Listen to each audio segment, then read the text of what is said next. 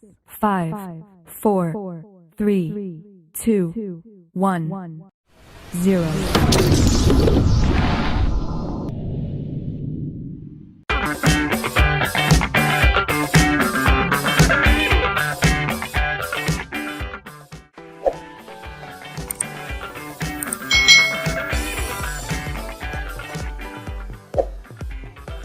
Hai, selamat datang di channel YouTube Kak Citra. Apa kabar adik-adik semuanya? Kak Citra berharap kalian dalam keadaan yang baik, sehat, dan siap untuk belajar ya. Hari ini kita akan belajar bersama-sama untuk mata pelajaran tematik kelas 4. Kita belajar di tema 9, Kayanya Negeriku, subtema 1, Kekayaan Sumber Energi di Indonesia, pembelajaran yang ketiga. Mari adik-adik kita belajar dengan penuh semangat ya. Indonesia adalah bangsa yang memiliki banyak sumber energi adik-adik. Sumber energi mulai dari minyak dan gas bumi atau disebut dengan migas, sampai yang bukan minyak dan gas bumi atau disebut dengan non-migas. Sumber-sumber energi tersebut itu tersebar di seluruh pulau-pulau yang ada di Indonesia. Kesemuanya harus dimanfaatkan secara bijak demi kesejahteraan dari penduduknya adik-adik. Nah, di sini kita akan pelajari sumber energi yang tidak dapat diperbaharui. Sumber energi yang tidak dapat diperbaharui merupakan sumber-sumber energi yang akan habis. Sumber energi tersebut juga tidak dapat diperbaharui lagi. Pada umumnya, minyak dan gas merupakan sumber energi yang tidak dapat diperbaharui. Contoh lainnya adalah batu bara, ini batu bara adik-adik, gas alam, dan hasil tambang lainnya. Contoh hasil tambang lainnya itu ya emas, perak, tembaga, nikel, dan lain sebagainya. Itu termasuk sumber energi yang tidak dapat diperbaharui karena sumber-sumber itu akan habis dan untuk mendapatkannya butuh waktu yang sangat lama adik-adik. Minyak bumi dan batu bara merupakan sumber energi yang berasal dari tumbuhan dan makhluk hidup yang terpendam selama jutaan tahun. Minyak bumi dan batu bara akan habis jika digunakan secara terus-menerus adik-adik. Itu tadi ya sumber energi yang tidak dapat diperbarui. Sekarang sumber energi yang dapat diperbarui.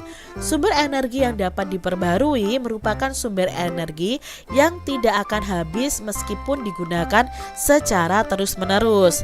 Nah, sumber energi ini dapat memperbarui diri. Ada pula sumber energi yang bisa diusahakan atau dibuat oleh manusia. Meskipun demikian, kita itu harus tetap bijak ya adik-adik dan menghemat dalam menggunakannya. Contoh sumber energi yang dapat diperbarui adalah air, matahari, hewan, dan tumbuhan. Itu tadi ya informasi mengenai sumber energi yang tidak dapat diperbarui dan yang dapat diperbarui. Nah, matahari itu merupakan sumber energi yang terbesar bagi bumi. Energi matahari tidak akan pernah habis digunakan adik-adik. Energi matahari itu sangat bermanfaat bagi seluruh alam, terutama makhluk hidup. Kegiatan ini akan memudahkanmu memahami manfaat energi matahari bagi kehidupan manusia. Nah, adik-adik coba amati ya. Ini adalah peta pikiran tentang manfaat energi matahari. Untuk manusia, manfaat energi matahari adalah mengeringkan pakaian. Sebagai PLTS itu pembangkit listrik tenaga surya. Lalu akan membantu petani garam, akan mengeringkan gabah atau padi yang sudah dipanen ya adik-adik, dan sebagai sumber vitamin D. Ini manfaat matahari untuk manusia. Lalu manfaat matahari untuk hewan adalah untuk menghangatkan tubuh, membantu penyerapan kalsium untuk pertumbuhan, membantu proses pencernaan, dan mengeringkan bulu atau rambut. Sedangkan manfaat energi matahari bagi tumbuhan adalah untuk membantu proses fotosintesis, mengaktifkan klorofil pada tumbuhan atau zat hijau daun, menjaga temperatur tumbuhan, membantu pertumbuhan bunga dan daun, serta untuk menghilangkan air yang terlalu banyak bagi tumbuhan. Karena kalau tumbuhan itu terlalu banyak disiram itu juga akan mati adik-adik ya. Lalu apa manfaat energi matahari bagi alam? Nah, bagi alam manfaatnya adalah menerangi bumi sebagai pusat tata surya, lalu sebagai sumber energi, terutama energi panas dan energi cahaya adik-adik. Lalu di sini gunanya untuk mengeringkan tanah dan membantu terjadinya siklus air. Karena dengan matahari ini air-air akan menguap. Nah, di situ siklus air akan terjadi. Berdasarkan bacaan di depan, coba identifikasi sumber-sumber energi yang ada di daerah tempat tinggal kalian nih adik-adik. Untuk mendapatkan jawaban, kalian harus melakukan wawancara dengan orang-orang di sekitar tempat tinggal kalian. Nah, kalian akan melakukan wawancara nih. Wawancara itu untuk memperoleh data mengenai sumber-sumber energi yang ada di daerah tempat tinggalmu. Nah, kalian bisa membuat dulu rancangannya. Misalnya siapa narasumber yang akan kamu wawancarai. Lalu pertanyaannya apa saja yang dapat kamu ajukan untuk mendapatkan data tentang kondisi lingkungan di sekitar rumah kalian. Nah, misalnya nih adik-adik, narasumbernya yang akan kalian wawancarai bisa orang tua, bisa ketua RT atau RW, tetangga terdekat, anak tetangga, lalu bapak atau ibu guru, paman atau bibi. Ini bisa kalian jadikan narasumbernya. Nah, susunan pertanyaannya apa? Misalnya pertanyaan apa saja yang akan kamu ajukan untuk mendapatkan data kondisi lingkungan di lingkungan sekitarmu. Nah, contoh pertanyaannya, maaf Bapak atau Ibu, kami melakukan tugas dari Bapak Ibu guru untuk bertanya kepada Bapak Ibu. Boleh kami minta waktunya sebentar?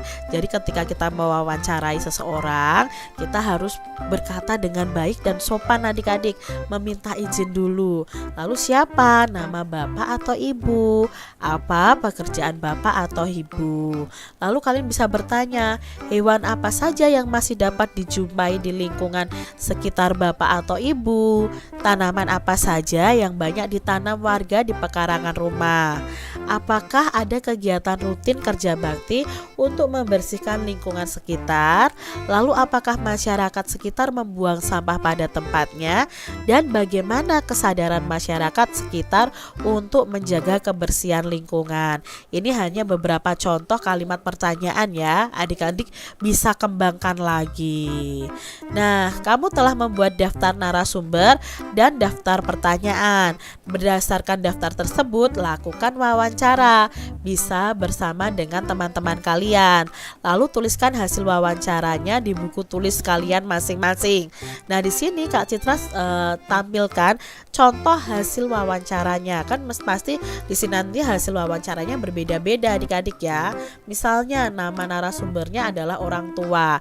Nah, kalian mengajukan pertanyaan kepada orang tua, misalnya hewan apa saja yang masih dapat dijumpai di lingkungan sekitar Bapak dan Ibu. Nah, misalnya orang tua kalian menjawab apa? Misalnya di sini jawabannya ada beberapa hewan seperti kucing, ayam, dan burung. Lalu kepada siapa lagi narasumbernya? Kalian bertanya, kalian bisa tuliskan pertanyaannya, lalu jawaban dari narasumber tersebut.